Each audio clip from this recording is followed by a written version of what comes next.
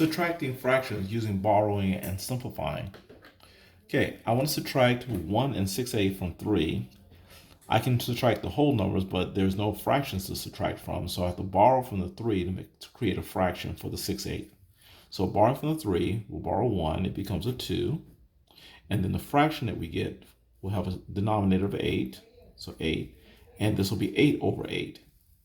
The 8 over 8 represents 1 plus 2, which gives you your original 3, minus the 1 and 6/8.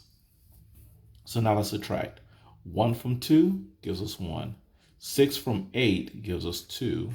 And the common denominator is 8. And now we will simplify by dividing by the greatest common factor. The greatest common factor for 2 and 8 is 2. So we'll divide by 2. So this simplifies into 1 and 1/4.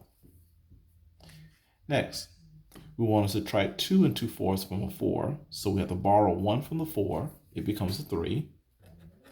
And the fraction will have a denominator of 4 and a numerator of 4. This creates a 1 added to 3 gives us 4 back. So minus 2 and 2/4. So we'll start the subtraction process. 2 from 3 leaves 1. 2 from 4 gives us 2.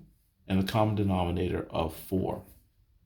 Now we will simplify by dividing by the greatest common factor, which is 2.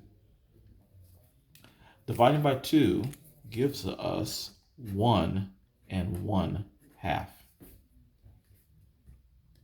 Next, we want to subtract 3 and 3/9 from 6. So 6, we borrow 1 from it. It becomes a 5. And the fraction we get will have a denominator of 9 and a numerator of 9. And that's where we'll subtract our 3 and 3/9. So 3 from 5 leaves 2. 3 from 9 gives us 6. And the common denominator is 9. Now, let's now simplify by dividing by the greatest common factor for 6 and 9. And that'll be a 3. And as a result, we're going to get 2 and 2/3.